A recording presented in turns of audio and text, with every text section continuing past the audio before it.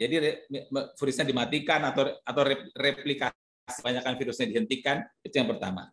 Yang kedua, kalau virusnya nggak bisa dibunuh, tapi paling tidak virusnya jangan nempel ke sel tubuh manusia.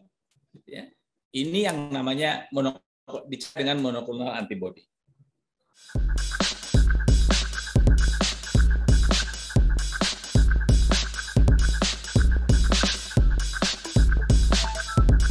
Assalamualaikum warahmatullahi wabarakatuh. Selamat pagi para pemirsa dan pendengar podcast COVID Talks episode ke-9 dimanapun Anda berada.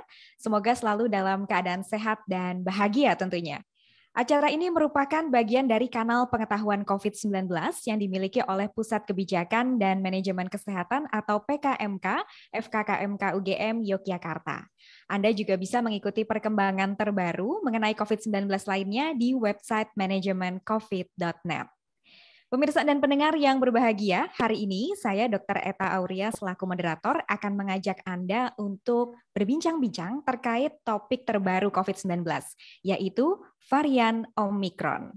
Isu ini menjadi hangat diperbincangkan mengingat pada tanggal 26 November 2021, Badan Kesehatan Dunia atau WHO menetapkan varian B.1.1.529 atau biasa kita sebut sebagai Omicron sebagai variant of concern. Nah, varian ini dikhawatirkan beresiko tinggi dan bisa memicu ledakan COVID-19 yang baru. Tentu saja bagaimana pembahasannya? Sudah hadir bersama kita narasumber yang luar biasa, yaitu Profesor Dr. Chandra Yoga Aditama, spesialis paru konsultan, MARS, DTMNH, DTCE, selaku Direktur Pasca Sarjana Universitas Yarsi, dan juga Guru Besar Fakultas Kedokteran Universitas Indonesia. Sudah bergabung bersama kita. Selamat pagi, Prof. Selamat pagi, Dr. Eta. Iya, apa kabarnya, Prof? Kabar baik, alhamdulillah. Alhamdulillah, kabar baik. Ya, terima kasih sudah berkenan hadir di podcast COVID Talks episode 9 kali ini. Kita akan banyak membahas terkait dengan varian terbaru dari COVID-19, yaitu varian Omicron. Mungkin sebagai pengantar awal, Prof. Chandra, boleh dijelaskan lebih jauh terkait apa sebenarnya varian Omicron ini? Apa bedanya dengan varian-varian terdahulu dari COVID-19? Silakan, Prof. Ya, kalau mau mundur lagi sedikit, kita bicara tentang varian. Jadi kita tahu bahwa virus COVID-19, sebagaimana juga banyak virus lain itu selalu bermutasi dari waktu ke waktu. Saya selalu memakai perumpamaan mobil begitu ya. Jadi kalau mobil itu kaca spionnya berubah bentuknya, itu mutasi kaca spion. Kemudian lampunya berubah juga, itu mutasi lampu. Kalau depannya berubah jadi facelift, mutasi. Yang ketiga mutasi facelift. Kalau peleknya ganti lebih pelek racing, jadi berubah 4 mutasi. Kalau mutasi ada banyak, maka mobil itu menjadi namanya varian baru. Jadi varian itu terdiri dari beberapa mutasi yang membuat penampilannya berubah menjadi lebih baru. Itu perbedaan mutasi dan varian, itu yang pertama. Dan dari waktu ke waktu virus COVID ini akan bermutasi dari waktu ke waktu. Itu pengertian yang pertama ingin saya sampaikan. Pengertian kedua yang saya sampaikan adalah karena tadi Dr. Eta menyebut soal WHO. Jadi kalau WHO tadinya membagi dalam 2 hal atau katakanlah 3 hal. Yang pertama, kalau varian itu perlu dapat perhatian itu namanya variant of interest. Tapi kalau sudah perlu dapat kewaspadaan namanya variant of concern. Jadi variant of concern itu paling diwaspadai, kalau kurang sedikit masih perhatian itu variant of interest. Nah, yang ketiga yang namanya sekarang diberi nama varian under monitoring. Itu adalah varian yang masih dimonitor begitu. Itu pembagiannya. Nah, karena tadi sudah Dr.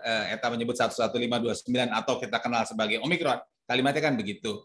Dan nama-nama Latin itu, Latin ya, Greek itu Latin apa? Bukan Latin ya. Pokoknya nama-nama seperti itu, alfa, beta, gamma, delta, Omicron itu diberikan kalau varian itu masuk dalam kelompok variant of concern atau variant of interest. Kalau belum masuk situ namanya balik lagi ke 111 berapa gitu. Tapi kalau sudah pakai nama-nama alfa, gamma, delta, lambda, mu tadi sebelum acara offline saya menyebutkan ini eta juga bisa jadi salah satu nama varian nanti entah belakang hari begitu ya. Nah, itu baru namanya masuk variant of concern atau variant of interest.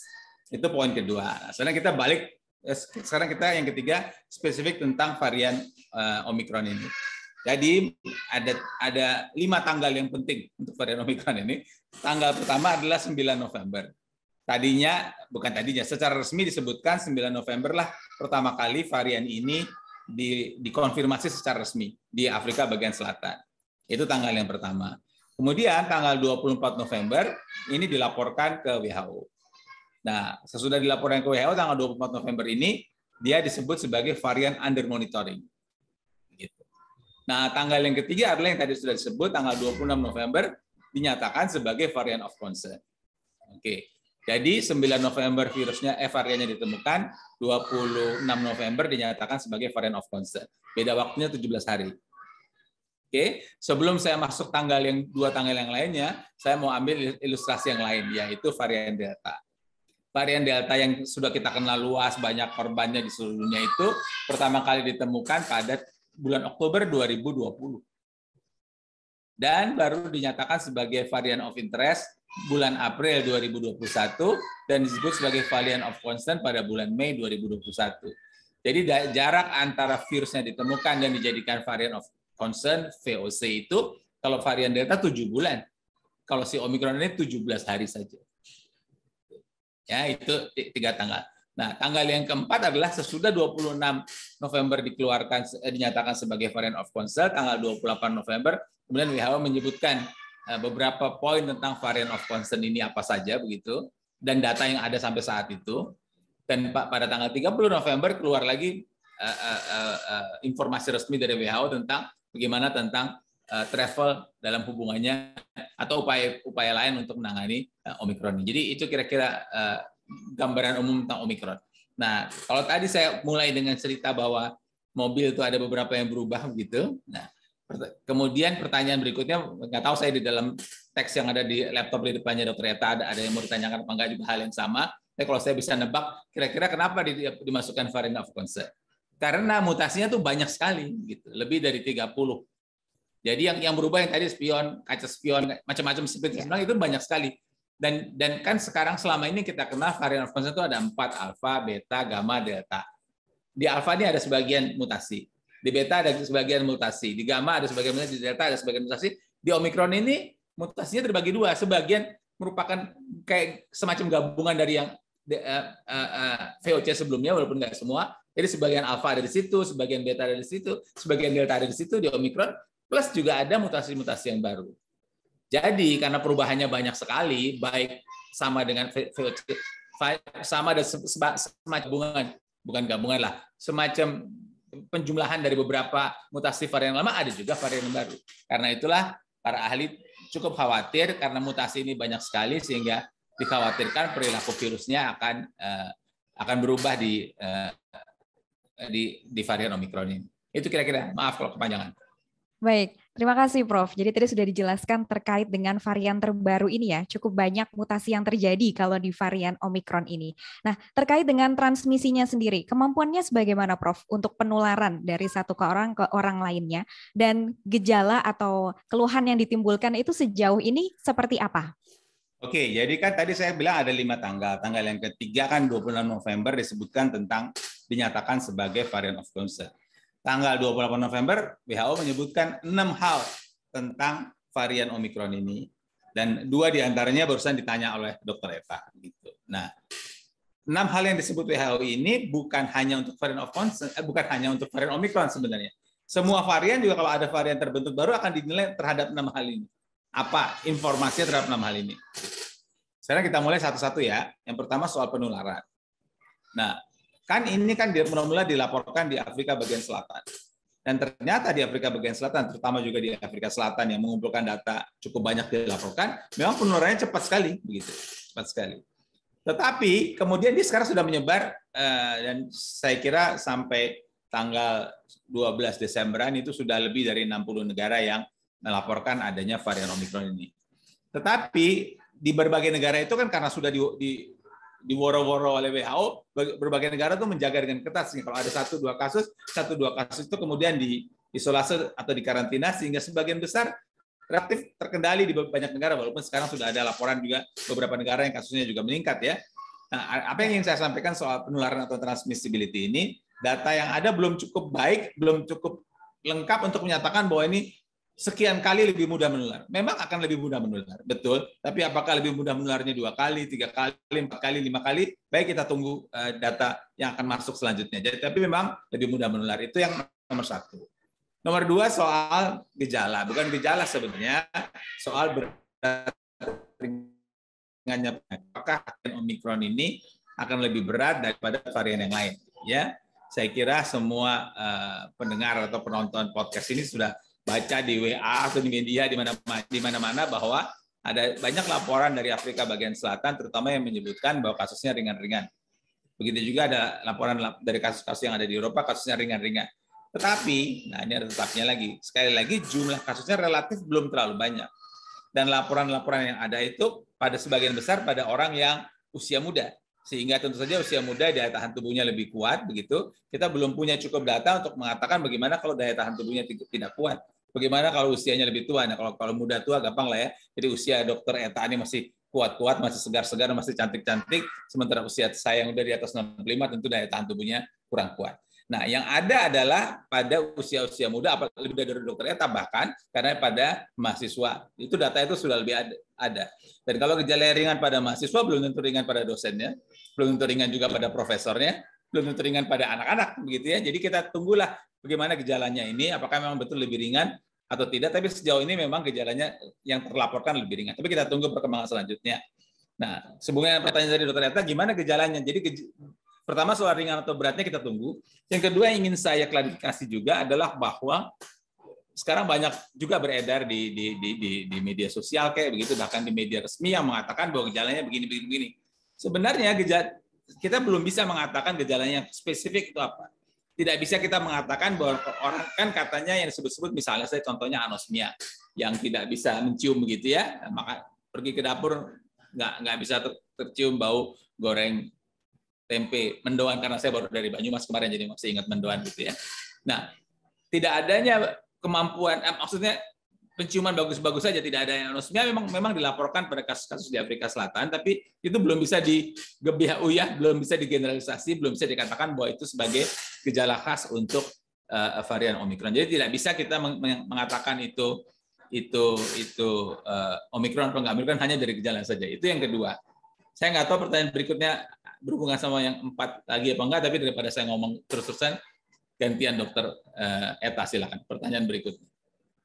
Ya, boleh dilanjutkan, Prof. Tidak apa-apa, mungkin 4 lainnya. Ya, silakan. Oke, nah sekarang yang ketiga soal kemampuan infeksi ulang. Jadi memang sudah ada beberapa laporan, juga sudah ada jurnal, walaupun jurnal ini belum di peer review. Jadi teman-teman tentu tahu bahwa kalau jurnal mau dipublish di jurnal internasional, jurnalnya sudah jadi, sudah selesai, tetap harus ada peer review dari jurnal itu untuk mengatakan bahwa jurnal ini layak dipublikasi atau tidak.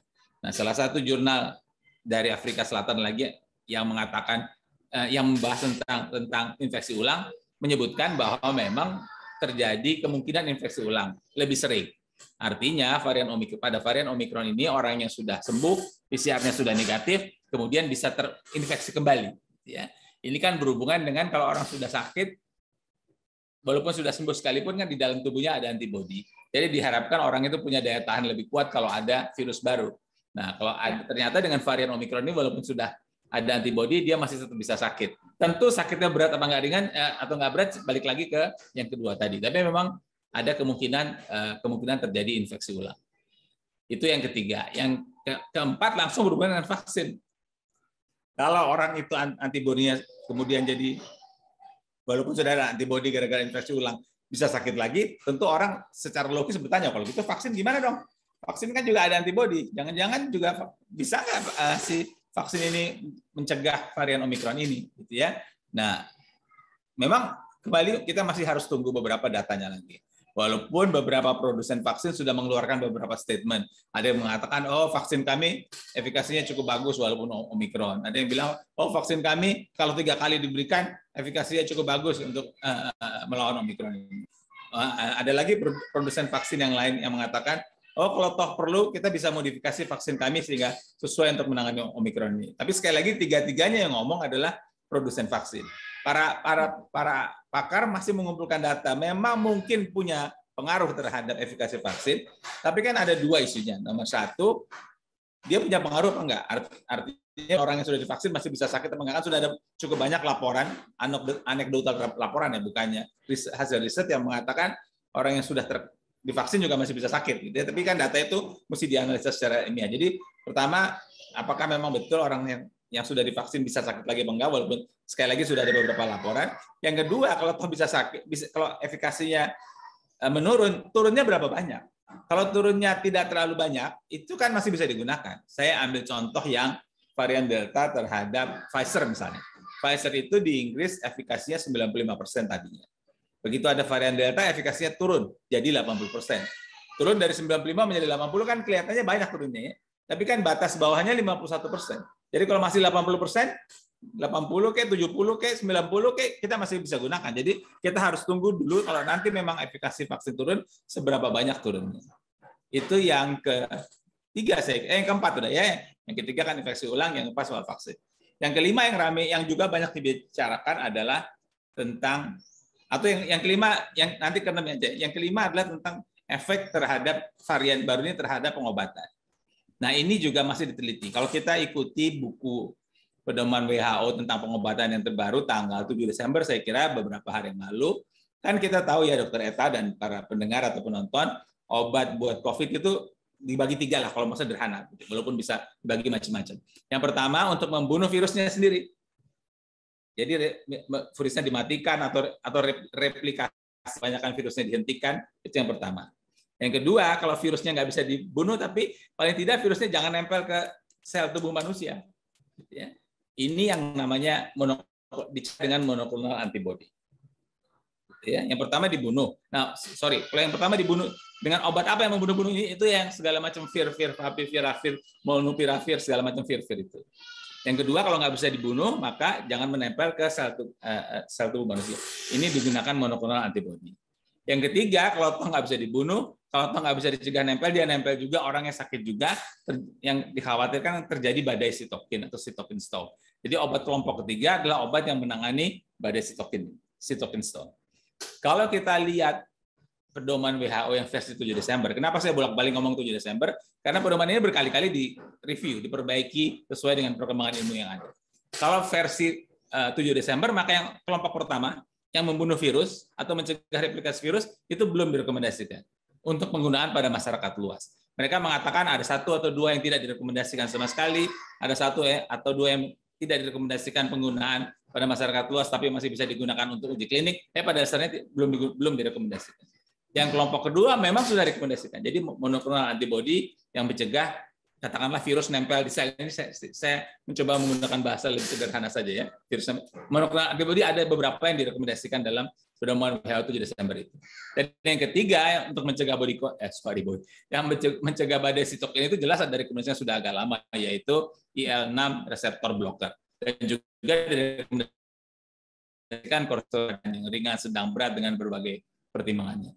Nah, balik lagi ke cerita Omikron, orang juga sekarang sedang meneliti apa dampak Omikron terhadap IL-6 reseptor blocker, apa terhadap corticosteroid dan apa terhadap monoklonal antibody. Kita tunggulah hasilnya yang cukup banyak.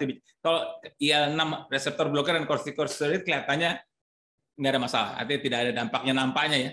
Kita masih tunggu hasilnya. Yang sedang banyak dibicarakan bagaimana dampaknya pada monoklonal antibody, gitu ya. Itu yang kelima. Yang keenam yang cukup ramai dibicarakan adalah tentang dampak varian. Sekali lagi yang 6 ini bukan hanya kita bicara terhadap varian Omikron ya. Untuk varian-varian lain juga hal yang sama banyak dibicarakan. Sama dibicarakannya. Nah, yang keenam ini adalah dampak terhadap pemeriksaan PCR dan rapid antigen daripada dasarnya PCR. Nah, ini ada hal yang menarik di sini karena pada laporan-laporan awal kalau untuk mendeteksi PCR maka mengatakan PCR itu positif atau negatif, laboratorium itu memeriksa beberapa gen sekaligus. Nah, dari beberapa gen ini ada yang namanya gen S. Dan gen S ini tidak bisa terdeteksi pada varian Omikron. Itulah fenomena yang disebut sebagai SGTF. S gene target failure. Jadi, walaupun PCR-nya positif, gen S-nya negatif. Nah, ini ada 2 aspek di sini. Aspek pertama, artinya kan gen yang diperiksa sekali lagi bukan 1, bisa 3, bisa 4. Artinya PCR masih bisa digunakan untuk mendeteksi varian. Masih bisa digunakan untuk mendeteksi infeksi COVID yang disebabkan oleh varian Omicron, Alpha, Beta, Gamma. Kenapa? Karena walaupun satu nggak bisa, yang lain masih bisa dideteksi. Itu aspek pertama. Aspek kedua, akhirnya sebagian ahli justru malah berpikir kita manfaatkanlah ini yang SGTF, yang S-gene target failure ini. Jadi apalagi kalau ada sekelompok orang dari satu daerah yang semuanya PCR positif, ini pasien COVID nih, bukan orang umum ya.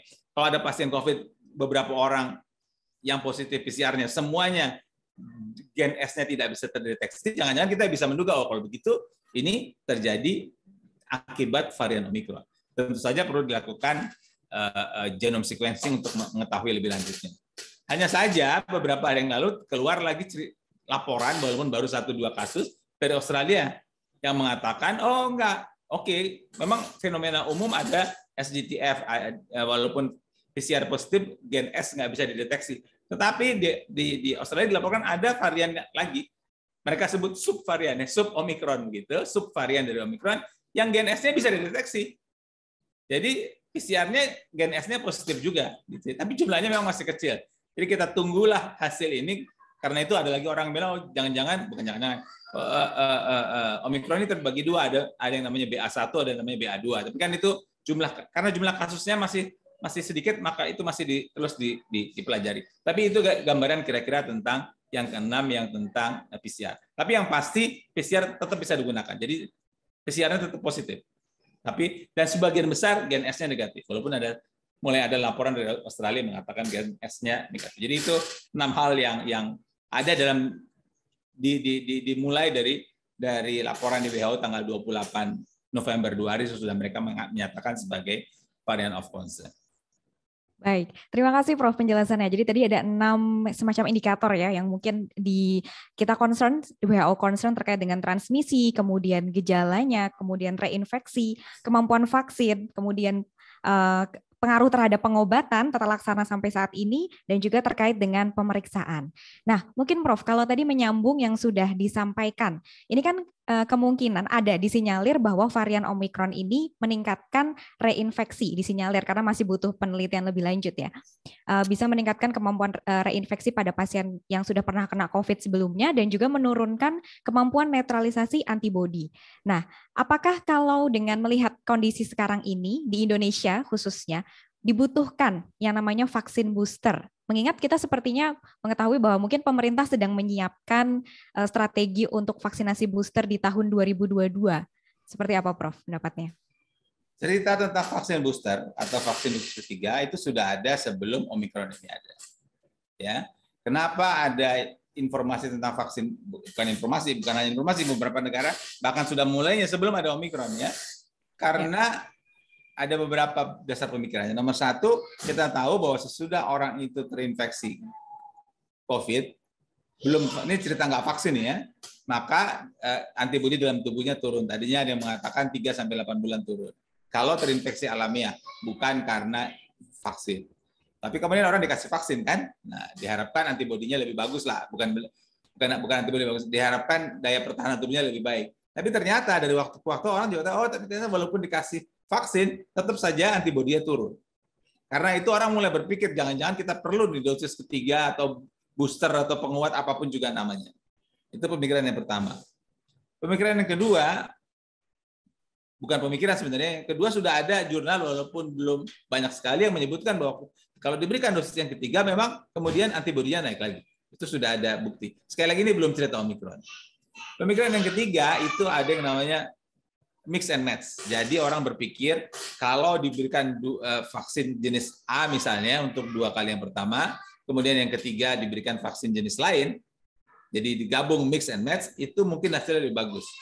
Saya beberapa bulan yang lalu bahkan kebetulan acara seperti ini dengan teman-teman di Konsulat Jenderal Indonesia di Frankfurt di Jerman. Waktu itu mereka baru dapat vaksin yang pertama. Ini sudah bulan lalu ya, sudah beberapa bulan lalu, sudah lama sekali ya. Mereka sudah bilang, kalau gitu kalau vaksin pertama saya A, saya kayaknya yang kedua saya pengen dapat yang lain. Jadi mencampur vaksin atau mix and match ini sudah sejak lama. Mungkin sejak bulan April, Mei itu sudah disebut-sebut itu akan bermanfaat. Jadi itu pemikiran orang memberikan booster. Apalagi kemudian sekarang ada Omikron seperti Dokter Eta tanyakan tadi, pemikirannya kalau Omikron bisa tembus terhadap pertahanan antibodi yang ada, kenapa nggak kita kasih booster kan begitu aja. Itu pikiran. Tapi ada pemikiran yang lain yang mengatakan loh, tapi kan bagaimanapun vaksin ini sudah dibuktikan 2 dosis itu bermanfaat. Apa buktinya? Selain bukti hasil penelitian yang sudah cukup banyak, juga ada bukti hukum formal, artinya diterima sebagai oleh WHO sebagai emergency use of listing. Vaksin-vaksin itu diterima oleh Badan POM kalau di Indonesia atau Badan POM negara manapun dengan bentuk emergency use of authorization. Jadi 2 kali pemberian itu sudah cukup. Buktinya kan badan resmi sudah mengatakan bagus. Buktinya hasil penelitian juga sudah mengatakan bagus begitu ya. Itu poin pertama dari kubu yang satu lagi. Poin kedua dari kubu yang satu lagi. Jadi kubu yang satu mengatakan perlu gara-gara beberapa alasannya. Kubu yang lain mengatakan tunggu dulu gitu. Pertama karena alasan sudah memang ini terbukti 2 kali, sudah disetujui oleh badan resmi. Kemudian pemikirannya adalah ini kan kalau kita bicara Indonesia kan sekitar saya belum sempat lihat dalam beberapa hari ini kan masih lebih dari 50% lebih atau katakanlah lebih dari separuh yang belum dapat vaksin. Kenapa tidak diberikan dulu kepada orang-orang yang belum dapat vaksin supaya mereka mendapatkan vaksin 2 kali baru kita pikirkan untuk vaksin dosis ketiga. Begitu kan? Analoginya adalah kalau di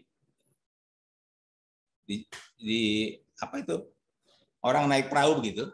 Kalau di Jogja ya di Parangtritis kali ya. Naik perahu itu kan ada pelampung. Kalau kapalnya isinya 50 orang, maka pelampungnya misalnya ada 50.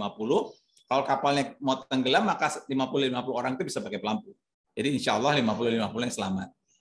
Tetapi orang kan bilang wah ini pakai pelampung iya kalau selamat, kalau enggak kalau ombaknya gede gimana? Akhirnya ada beberapa orang yang pakai pelampung 2. Kalau pelampungnya cuma 50, penumpangnya 50, terbagi merata semua orang dapat pelampung. Tapi kalau ada 10 orang ngambil pelampung 2, jadi ada 10 orang dapat pelampung 2, yang artinya ada 10 penumpang yang nggak dapat pelampung. Kan nggak fair, nggak adil, nggak segala macam. Bukan soal nggak fair, nggak adil saja, si 10 orang ini kan bisa membahayakan yang lainnya karena dia nggak pakai pelampung. Jadi kalau kita bisa melindungi orang di Indonesia, di Jogja, dimanapun juga, semuanya sudah mendapatkan vaksin kan. Kalau bicara di dunia kan selalu kita bilang vaksin for all atau no one is safe until everyone is safe. Itu kan cerita dunia. Cerita dalam Indonesia kan sama juga dong. Kalau sebagian orang terlindungi bahkan sampai 3 kali, tapi ada sebagian orang lain tidak terlindungi, maka si yang tidak terlindungi ini kan masih bisa sakit. Ya sakitnya kalau dirinya sendiri, kalau kemudian disakit membuat dia jadi bermutasi macam-macam kan membahayakan yang lain. Karena inilah 2 kubu tentang pemberian booster atau enggak booster. Makanya banyak pemikiran yang mengatakan booster ya kalau memang mau diberikan karena pertimbangan yang pertama paling tidak sebagian cukup banyak orang di dunia ini atau di negara ini atau di provinsi ini sudah dapat vaksin, barulah kita berpikir untuk booster. Jadi itu jalan pikirannya. Tentu saja agak berbeda kalau tenaga kesehatan atau orang yang dengan risiko tinggi, manula misalnya, efek komorbid, karena mereka risiko tertular sakitnya besar sekali. Barangkali itu bisa dijadikan prioritas untuk pemberian vaksin dosis ketiga atau vaksin booster. Jadi itu ceritanya tentang booster ini. Tetapi memang betul seperti Dr. Eta sampaikan, dengan adanya Omikron kemudian banyak negara yang seakan-akan mempercepat pemberian booster buat warganya. Kebetulan kan kita tahu bahwa semua sudah dengar berkali-kali disampaikan, Presiden juga sudah menyampaikan ada ketidakadilan pemberian vaksin di dunia. Saya nggak bicara Indonesia, di dunia ya. Jadi beberapa negara maju mengumpulkan vaksin pada warganya sudah sangat besar, sementara beberapa negara lain termasuk di Afrika kecil sekali mendapat vaksinnya. Gitu. Nah, untuk mengatasi ini agak ngelantur tapi balik lagi nanti ke sana. Untuk mengatasi ini, untuk membantu negara-negara yang tidak mendapat vaksin, maka ada 4 organisasi dunia, WHO, Gavi, UNICEF, dan CEPI, namanya COVAX. COVAX ini tugasnya mengumpulkan vaksin dari berbagai sumber, sumbangan, donasi, beli, gitu. Kemudian dikumpulkan jadi satu, kemudian dibagikan, kemudian dibuat daftar negara mana yang masih membutuhkan, dibagikan ke negara masing-masing. Nah, Ibu Menteri Luar Negeri menjadi salah satu chair dari COVAX ini. Saya dan ada 12 katakanlah pakar internasional ditunjuk menjadi anggota Independent Allocation Vaccine Group. Jadi sesudah 4 organisasi itu membuat daftar, kita punya sekian juta vaksin dibagikan ke negara anu, maka sebelum mereka membagikan supaya sesuai dengan prinsip akuntabilitas, daftar itu diberikan dulu ke kami, ke 12 orang ini, untuk lihat ini benar nggak sih, jangan ada anak emas hanya diberikan ke negara itu, gitu ya. Nah, waktu membagikan itu, kami sekarang baru dalam rapat beberapa hari ini memikirkan bagaimana soal booster. Karena kalau banyak negara memprioritaskan boosternya, sementara kita tahu banyak negara lain yang belum dapat sama sekali, maka di mana keadilan di sini? Ini yang sedang diperjuangkan oleh kami 12 orang di Independent Allocation Vaccine Group tentang pemberian booster ini. Tadinya terus terang aja sebelum adanya Omicron kita agak lebih ketat mengatakan udahlah kita kasih aja 2 dulu gitu ya. Tapi karena ada Omicron maka pertimbangan itu kemudian jadi bahan pertimbangan penting. Selanjutnya, Dr. Eta, yang terakhir tentang booster ini, kalau WHO itu dia punya badan gitu, bukan badan. Biasanya untuk memutuskan sesuatu WHO membentuk tim.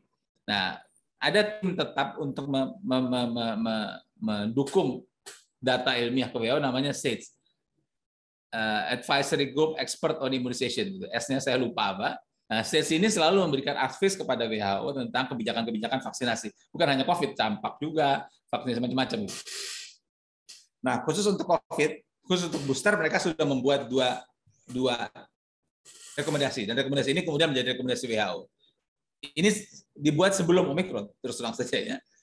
Dia bilang booster dapat diberikan kalau pada mereka yang imunokompromis sedang dan berat. Jadi imunokompromis ringan, belum, walaupun kalimatnya nggak bilang jangan pada imunokompromis ringan, tapi kalimatnya mengatakan berikan pada imunokompromis sedang dan berat. Itu rekomendasi pertama.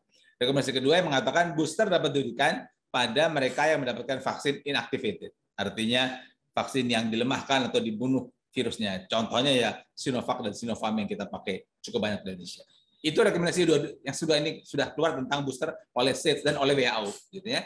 Nanti yang Omicron, kemarin kebetulan Kepala SAGE ini juga ikut dalam salah satu dari 12 tim pakar ini. Dia bilang ya mereka sedang menimbang-nimbang bagaimana, bukan menimbang kayaknya kesannya nggak ilmiah. Sedang mengkaji data ilmiah yang ada untuk melihat bagaimana booster dan kemungkinan Omicron.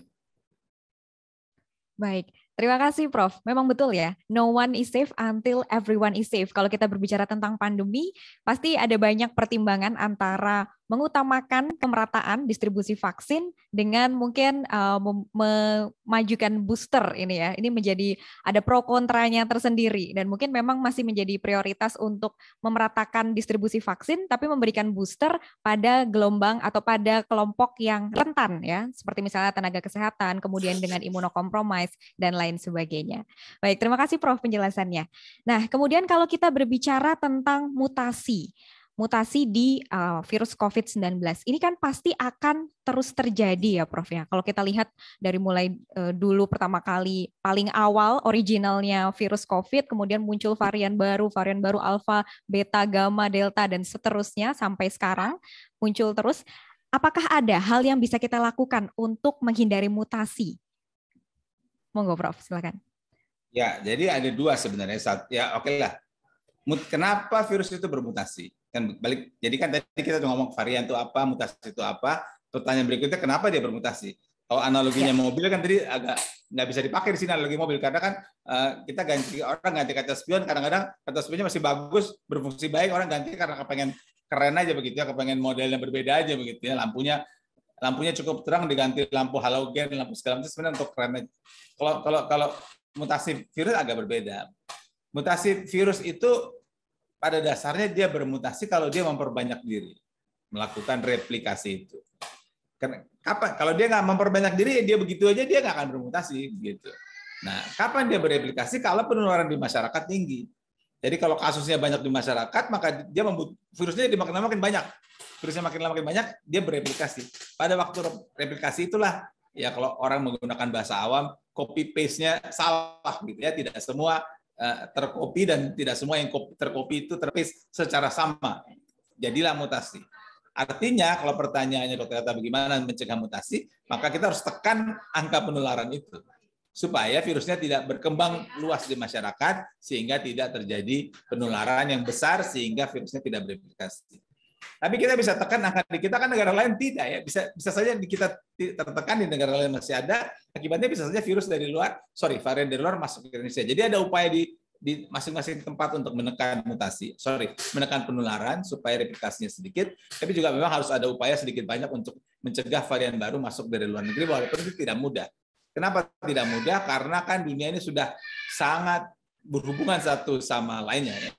Jadi interkoneksi antara satu dan lainnya. Sebelum ada COVID kan orang sudah berulang kali bilang orang bisa sarapan pagi di Jogja, makan siang di Tokyo, makan malam di New York, itu bisa terjadi. Yeah. Mungkin makan malam di New York agak lebay lah, tapi ini orang bisa begitu kejadiannya, bisa pindah dari satu tempat ke tempat lain. Jadi memang tidak terlalu mudah. Enak, gampang mengatakan mencegah virus varian tidak masuk, tapi tidak terlalu. Tapi dua hal itulah. Jadi di dalam negara sendiri dicegah penularan. Artinya kalau semua negara bisa menurunkan itu, maka kemungkinan penularan akan lebih kecil, kemungkinan mutasi lebih kecil. Nah, inilah yang kemudian dihubungkan dengan cerita yang barusan. Oh, bukan tidak mungkin gara-gara di Afrika karena cakupan vaksinasi rendah. Saya beberapa waktu yang lalu, Dr. Eta bukan bicara, jadi moderator di acara yang namanya Global Town Hall. Yang jadi pembicara itu ada 41 Menkes Malaysia. 2 kepala CDC kita tahu adalah badan penyakit menular yang terkenal, tapi ini bukan kepala CDC Amerika, tapi kepala CDC Cina. Jadi sama kuatnya lah katakanlah dengan kepala CDC Amerika. Yang ketiga adalah senior advisor Dirjen WHO. Dan yang keempat adalah praktisi vaksin dari Afrika. Nah, waktu saya jadi moderator saja, si praktisi vaksin dari Afrika mengatakan bahwa di beberapa negara Afrika cakupan vaksinnya bahkan ada yang di bawah 5%. Padahal sudah banyak negara yang cakupan vaksinnya 70-80%. Jadi ini bagaimana bisa seperti ini? Jadi kalau cakupan vaksinasi itu rendah, maka tentu saja kemungkinan penularan jadi lebih besar. Jadi bukan tidak mungkin, walaupun ini belum tentu penyebabnya, bukan tidak mungkin cakupan vaksinasi yang rendah di Afrika membuat penularan makin banyak di negara itu, dan karena penularan makin banyak terbentuk varian-varian baru. Tapi ini sekali lagi salah satu kemungkinan, karena bisa saja penularan yang tinggi terjadi pada berbagai keadaan lainnya. Baik, jadi kata kuncinya di sini adalah mutasi bisa terjadi pada saat replikasi virus, dan tentunya yang harus kita lakukan adalah memutus penularan dari virus itu sendiri ya. Dari mulai dengan melakukan vaksinasi, kemudian tentunya protokol kesehatan juga ya Prof ya yang harus dilakukan oleh masyarakat. Kata kuncinya di situ. Baik, mungkin kalau kita belajar dari gelombang yang lalu Prof, gelombang Delta kemarin nih bulan Juni-Juli 2021 dikatakan gelombang kedua di Indonesia. Lesson learn apa yang bisa kita pelajari dan relevan untuk menghadapi ancaman gelombang berikutnya, mungkin akibat Omikron atau varian-varian yang lain? Yang pertama, 2 kali kejadian kan 2021 ini ada 2 kali, yang satu bulan Januari Februari, yang satu lagi bulan Juni Juli Agustus. Itu kan semua terjadi sesudah ada tekanan paling panjang. Jadi memang menghindari kerumunan salah satu bagian dari 3M itu jelas berperan, karena kalau ada kerumunan orang tentu saja kemungkinan tertular antara satu dengan lainnya lebih besar. Jadi kita harus kendalikan kerumunan orang. Itu lesson learn yang pertama, kendalikan kerumunan orang itu. Tentu saja kendalikan kerumunan ini harus berjalan sama dengan protokol kesehatan yang lainnya. Jadi memakai masker, mencuci tangan dan sebagainya. Itu poin pertama. Jadi memang lesson learn yang pertama, 3M atau 5M harus terus dijalankan. Lesson learn yang kedua adalah untuk suatu outbreak, suatu wabah, suatu penyakit menular seperti ini, maka kalau bisa ditemukan secara dini situasi di masyarakat, bukan orang per orang, ini akan lebih baik. Sehingga kita bisa kendalikan dengan lebih ketat. Jadi artinya 3T itu, tes dan treat itu, tes dan trace itu, dan treat tentu saja, itu perlu diketatkan. Nah, khusus untuk Indonesia, kalau sekarang nih ya, sekarang kan selalu disebutkan bahwa jumlah tes sudah sesuai dengan standar WHO. Tapi sesuai dengan standar WHO itu kalau angka nasional. Kita tahu ada provinsi kabupaten kota yang mungkin tinggi banget, ada provinsi kabupaten kota yang rendah sekali. Jadi harusnya sesuai standar WHO 1/1000 orang per seminggu itu dijaga terus di semua kabupaten kota. Gitu. Kenapa? Karena kalau tidak bisa terjadi outbreak di satu kabupaten kota, entah di mana, dan kita tadi bicara makan siang di Tokyo segala macam. Ini kan kalau di dalam negara lebih besar lagi kemungkinan orang berpindah dari satu tempat ke tempat lain. Jadi jumlah yang dites itu harus memadai supaya kita bisa kendalikan kalau ada kasusnya. Balik lagi soal tes ini, kalau bicara Omikron ini, salah satu diantaranya adalah tentang mengidentifikasi klaster. Klaster itu adalah sekumpulan orang di satu tempat tertentu atau di satu lokasi tertentu atau di satu rumah sakit tertentu yang sakit pada saat yang kurang lebih berat. Jadi kalau ada ini ada kecurigaan klaster. Itu poin kedua tentang tes yang harus di lesson learn dari kemarin. Dan yang ketiga adalah jumlah pemeriksaan genome sequencing. Pada waktu diumumkan ada varian Delta, ini kan pertanyaannya Dr. Eta menghubungkan dengan varian Delta. Pada waktu diumumkan ada varian Delta, itu kita memeriksa genome sequencing yang di-upload ke dalam lembaga yang namanya GIS8 yang mengumpulkan berbagai genome sequencing. Ini kita memeriksa 400-an. Saya belum sempat cek hari-hari ini, tapi beberapa hari yang lalu katakanlah 9.000 atau 10.000 yang sudah kita periksa. Kalau kita sudah periksa 10.000 tadinya 400 kan sudah naik 25 kali lipat ya. Jadi kelihatannya sudah banyak begitu, dan memang banyak naik 25 kali lipat. Tapi kalau kita bandingkan Afrika Selatan yang melaporkan Omikron ini, mereka sudah meriksa lebih dari 25.000. Padahal penduduknya nggak sampai 60 juta. India sudah memeriksa lebih dari 80.000. Kalau penduduk kita seperempatnya India, ini India kan penduduknya 1, sekian miliar, kita 200 sekian juta, hampir 300. Kalau kita seperempatnya dia, kalau dia bisa periksa 80.000 whole genome sequencing, mestinya kita bisa periksa 20.000 juga dong. Bagi 4 atau 80, bagi 4 kan 20.000. Kenapa ini penting? Karena ini juga yang menjadi deteksi awal, ini bagian dari surveillance untuk mendeteksi ada atau tidak adanya varian baru Omikron ataupun yang akan datang. Jadi pertama memang pengalaman dari yang kemarin, lesson learn-nya adalah 3M harus diperkuat, yang kedua tes diperkuat, yang ketiga tentu saja vaksinasi kan, karena pada waktu kan jumlah yang divaksin relatif masih kecil. Sekarang sudah meningkat banyak, walaupun sekali lagi untuk lansia kayak saya ini belum tidak sama kencangnya begitu jumlah yang divaksin dibandingkan dengan general population. Yang keempat yang juga perlu adalah waspada atau alertness. Saya sudah agak lupa sekarang datanya, tapi saya ingat yang selalu saya sampaikan pada waktu itu. Jadi kita pernah punya kasus hanya sekitar katakanlah di bawah 5.000 waktu itu sehari, kemudian naik menjadi 20 sekian ribu, gitu. Baru dinyatakan sebagai PPKM darurat. Memang sudah dinyatakan PPKM darurat, angkanya naik sampai 50.000 dan kemudian turun. Tapi kan korbannya sudah cukup banyak. Jadi yang saya usulkan 5.000 naik sampai 25.000 kan naik sampai 5 kali lipat itu.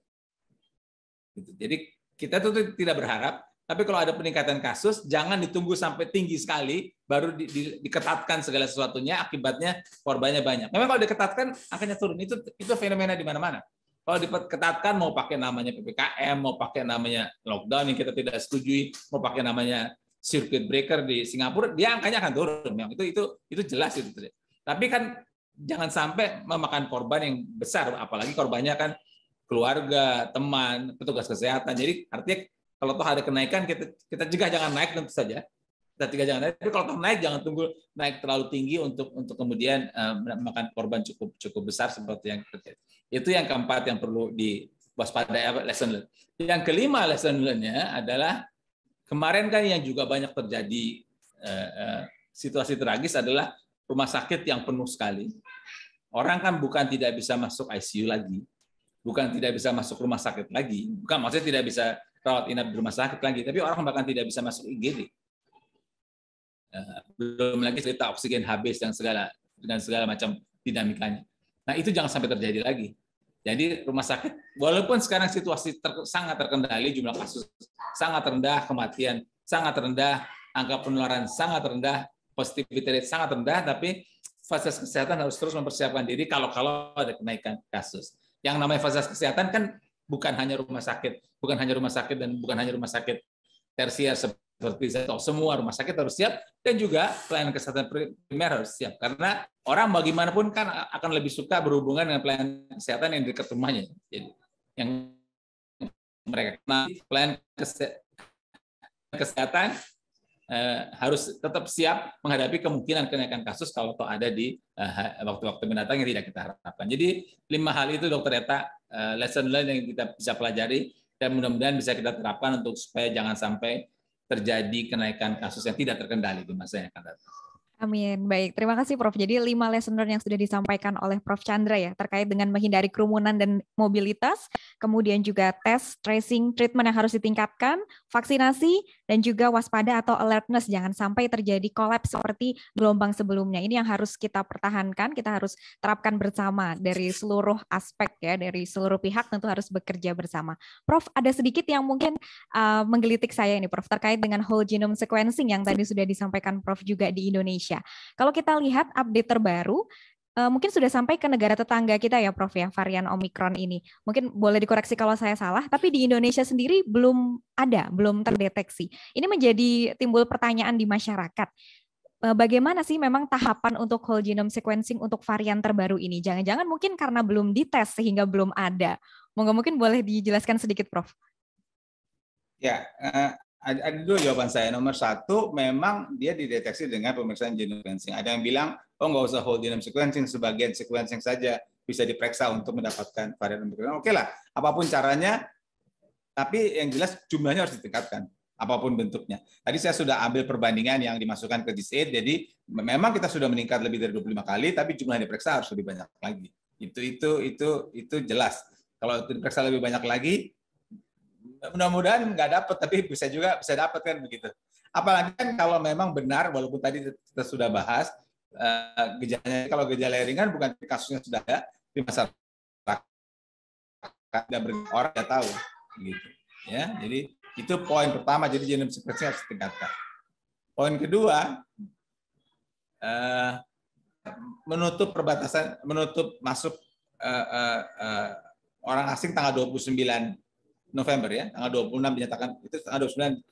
Jadi 29 sampai kemari itu kedatangan orang asing ditutup kalau negara terjangkit, yang dari negara lain di masa karantina perpanjang dengan sangat ketat begitu ya. Jadi mungkin situasi lebih terkendali. Tapi ingat bahwa virus ini sudah ada sejak 9 November. Antara 9 sampai 29 itu kan ada 20 hari. Bisa saja orang datang tanggal 10, 11, 12, 15, 20 kan bisa saja. Kalau dia datang tanggal 15 kan karantinanya baru 3 hari. Tanggal 15 datang, tanggal 18 sudah selesai karantinanya. Dan dia sudah di masyarakat sekarang ini. Jadi kalau saya mengusulkan yang disebut sebagai retrospective screening. Kan ada data, punyalah di bandara, di kantor kesehatan pelabuhan, siapa saja yang datang dari minggu ke belakang sebelum 29 ini, itu dicek orangnya keadaannya gimana. Kalau orangnya baik-baik saja is oke. Tapi kalau orangnya tidak baik atau curiga, segera periksa PCR dan juga pemeriksaan genome sequencing. Jadi pertama memang genome sequencing ditingkatkan karena jumlahnya memang lebih kecil dibandingkan negara lain begitu. Walaupun sudah meningkat sekali lagi. Karena kalau saya bilang lebih kecil, selalu jawabannya kan kita sudah meningkat ya. Memang sudah meningkat, tapi ada negara lain yang lebih banyak lagi. Bagus kalau kita ambil yang sisi yang positif kan. Yang kedua ada retrospektif screening ke belakang. Dan yang ketiga yang tadi sudah kita bahas, sekarang diidentifikasi klaster. Kalau memang ada klaster atau ada kasus-kasus yang mencurigakan, inilah yang harus dikejar untuk kemungkinan ada atau tidaknya varian Omicron itu. Jadi poin-poin itu yang bisa dilakukan untuk memastikan ada atau tidak adanya varian Omicron. Tapi kan sampai 12 Desember ini sudah lebih dari 60 negara ya. Jadi memang tidak terlalu mudah untuk mengatakan kita bisa tutup sepenuhnya batas negara terhadap kemungkinan masuknya varian. Baik, tapi kalau melihat dari mungkin reaksi dari pemerintah misalnya untuk memperpanjang karantina dari masyarakat yang berada dari luar negeri masuk ke Indonesia, kemudian kita melihat tanggapan masyarakat terkait dengan varian Omicron ini, seberapa optimiskah Prof kita bisa menghalau adanya gelombang akibat varian Omicron? Bahasanya mungkin mesti berubah ya, bukan soal optimis atau enggak optimis dan gelombang apa enggak gelombang. Yang jelas kita harus berusaha sekuat tenaga agar gelombang peningkatan kasus yang tidak terkendali jangan sampai terjadi lagi. Yeah. Karena semua orang sangat terpukul begitu dengan apa yang terjadi pada kejadian Juni, Juli, Agustus itu. Jadi ini bukan soal optimis atau pesimis, ini adalah opsinya hanya satu. Semua orang, semua pihak baik pemerintah maupun akademisi maupun masyarakat luas harus berupaya semaksimal mungkin agar jangan ada peningkatan kasus yang tidak terkendali, baik karena varian Omicron atau varian-varian yang lain. Ya, jadi ini masih harus jadi, artinya dengan kata lain saya mau mengatakan kita sekarang sangat bersyukur dengan jumlah kasus yang sudah sangat rendah dan cukup lama ya, saya kira sudah beberapa bulan jumlah kasus sangat rendah. Tapi sekali melonggarkan karena banyak negara yang angka kasusnya rendah dan kemudian meningkat lagi. Jadi sekarang saya tidak, ini seri ke-9 nih kalau nggak salah dari COVID Talk ini. Jadi COVID Talk ini masih terus berjalan, seri 10, 11, 12 dan seterusnya, agar ini bagian dari upaya menyebarkan pengetahuan ke masyarakat bahwa kita memang masih harus waspada. Tentu kita ikuti perkembangannya dari waktu ke waktu bagaimana ya, tapi saat ini kita masih perlu waspada, apalagi menjelang libur akhir tahun, walaupun ada berbagai aturan yang mungkin dilakukan untuk memperketat, tapi ini sesuatu potensi yang perlu kita waspadai. Plus ada Omikron juga. Jadi mari kita waspada sama-sama, dan semua harus optimis ya, karena kalau kita di podcast saja masih ragu-ragu, bagaimana masyarakat umum? Jadi kita semua harus optimis. Isunya bukan isu optimis, isunya bukan sekedar optimis, isunya kita action. Apa yang kita bisa lakukan untuk bisa mencegah kasus menjadi tidak terkendali. Iya, betul sekali Prof, luar biasa. Jadi kita harus bersinergi, selain optimis kita juga harus take action, betul ya, untuk menerapkan protokol kesehatan, meningkatkan 3T, dan juga melakukan vaksinasi. Jadi harus ada upaya dari pemerintah maupun masyarakat dan seluruh pihak dalam menanggulangi pandemi COVID-19. Baik, terima kasih Prof Chandra, luar biasa sekali sesi kali ini. Kami mendapatkan banyak insight dan semoga ini bisa bermanfaat bagi siapapun yang mendengar ataupun melihatnya melalui YouTube ataupun mendengar melalui podcast langsung. Demikianlah para pemirsa dan juga pendengar pembicaraan kita hari ini. Saya ucapkan terima kasih banyak kepada Profesor Dr. Chandra Yoga Aditama, spesialis paru konsultan Mars DTMNH DTCE selaku narasumber hari ini. Terima kasih pula kepada Anda yang sudah mendengarkan dari awal hingga akhir. Semoga kita bisa mendapatkan intisari yang bermanfaat dan tentunya bisa menanggulangi pandemi COVID-19 ke depan. Nantikan selanjutnya untuk podcast berikutnya di website manajemencovid.net. Saya Dr. Eta selaku moderator dan juga tim dari PKMK pamit undur diri. Jangan lupa untuk selalu menerapkan protokol kesehatan 5M dan lakukan vaksinasi. Terima kasih, sampai jumpa. Wassalamualaikum warahmatullahi wabarakatuh.